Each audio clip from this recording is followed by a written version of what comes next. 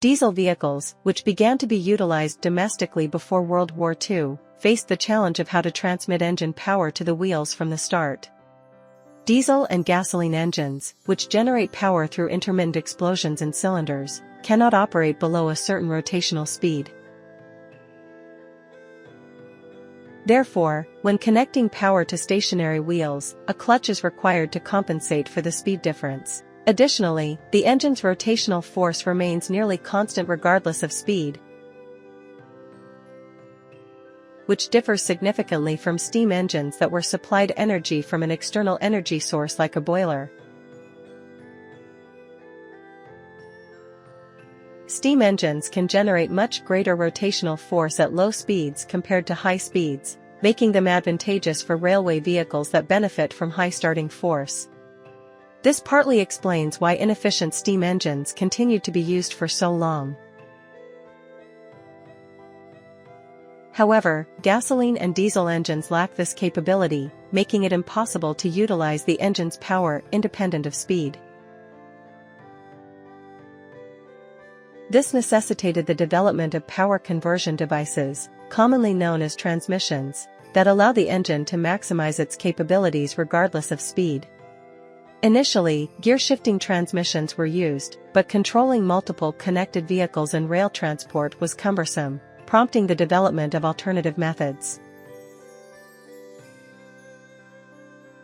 The simplest method is using electric motors. Since the rotational force of an electric motor depends on the strength of the current, it can be freely adjusted by controlling the current.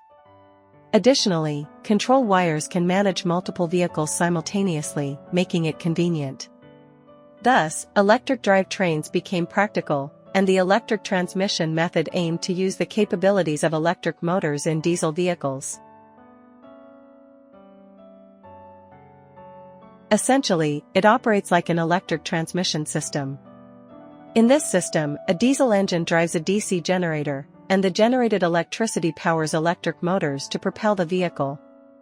By adjusting the strength of the generator's electromagnets, the engine can run at the most efficient speed for the required output, allowing efficient power conversion largely unaffected by the train's speed.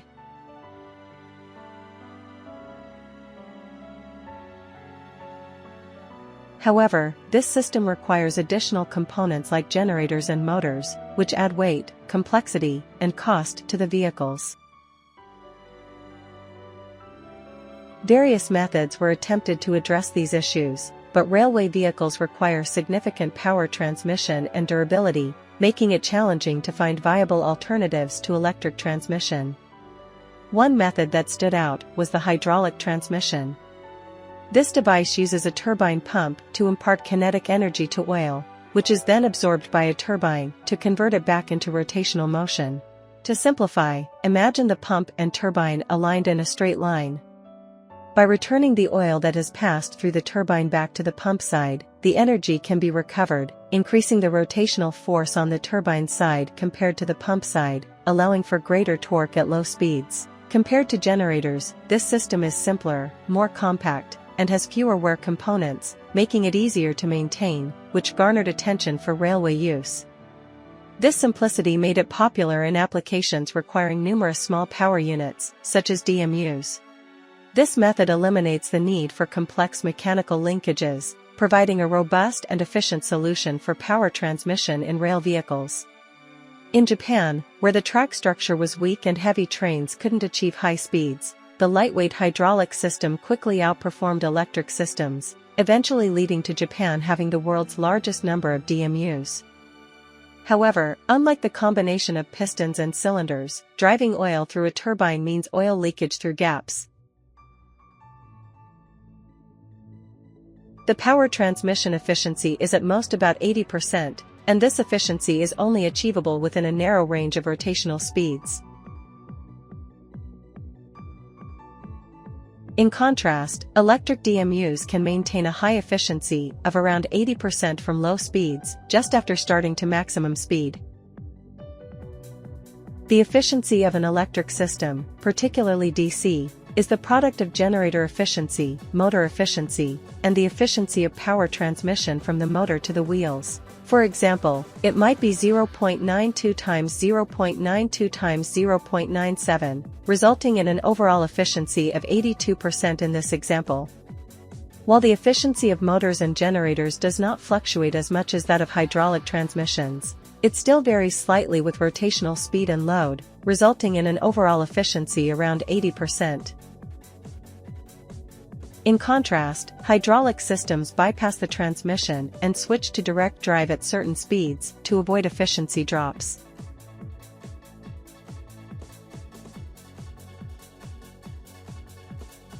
Direct drive can achieve over 90% efficiency, higher than electric systems, but the engine characteristics directly influence this, making effective power utilization less advantageous.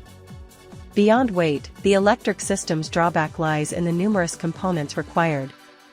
Even if motors are standardized with EMUs, each car requires one generator, 2 to 4 motors, and potentially additional resistors for electric braking. This makes electric systems costly, especially for DMU formations with multiple power units per train. Regarding fuel efficiency, electric systems generally outperform hydraulic systems on continuous uphill gradients. Even with a 20% increase in weight, electric systems maintain better efficiency outside narrow speed ranges and excel on steep gradients like 25 per mile. However, on gentle inclines where direct drive is feasible, the situation changes. Vehicle power systems are most efficient under full load.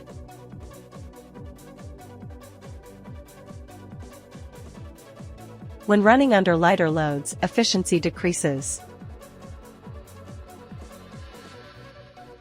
In direct drive DMUs, only the engine efficiency drops under these conditions, whereas in electric systems, the engine, generator, and motors all contribute to power transmission, affecting overall efficiency. These electromagnetic machines do not lose much efficiency even under light loads, but the overall efficiency is still impacted by the multiplication of their efficiencies, making them less advantageous. Consequently, the benefit of electric systems, which can utilize engine output effectively regardless of speed, did not prove advantageous for DMUs, leading to a predominance of hydraulic systems in Japan. How about locomotives? Unlike DMUs, locomotives often deal with long periods of high load at low speeds, especially when hauling heavy trains.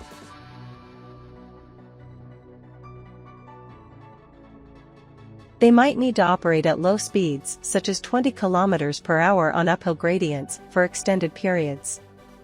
To provide the necessary high tractive effort at low speeds and some degree of high-speed performance, a single transmission cannot suffice.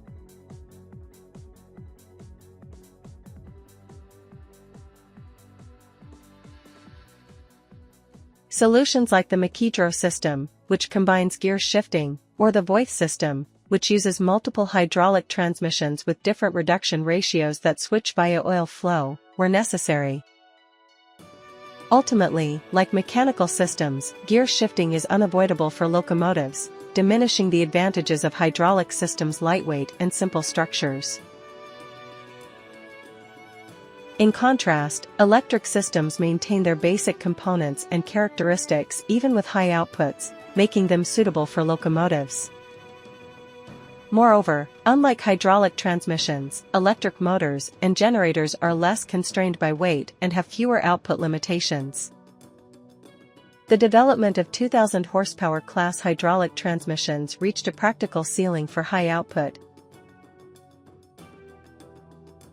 with the DE50's 2,000 horsepower marking the end of development in Japan due to demand constraints.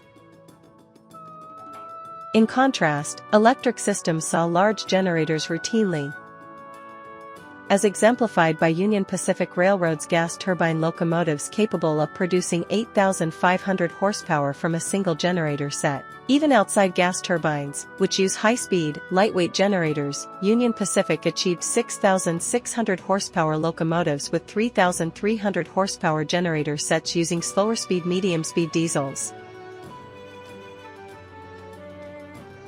With fewer weight restrictions, electric systems quickly became prevalent in Europe and America, except Germany, enabling the easy production of high-output locomotives. In Japan, where axle loads on main lines are limited to around 16 tons, electric systems were less favored. Relatively early post-war, 2,000 horsepower class diesel locomotives like the double-headed DD50 and DF90 appeared, designed for main lines permitting near 16-ton axle loads. However, with changing conditions shifting focus to regional main lines requiring axle loads under 14 tons, the demand for more than 2,000 horsepower exceeded the scope of electric systems.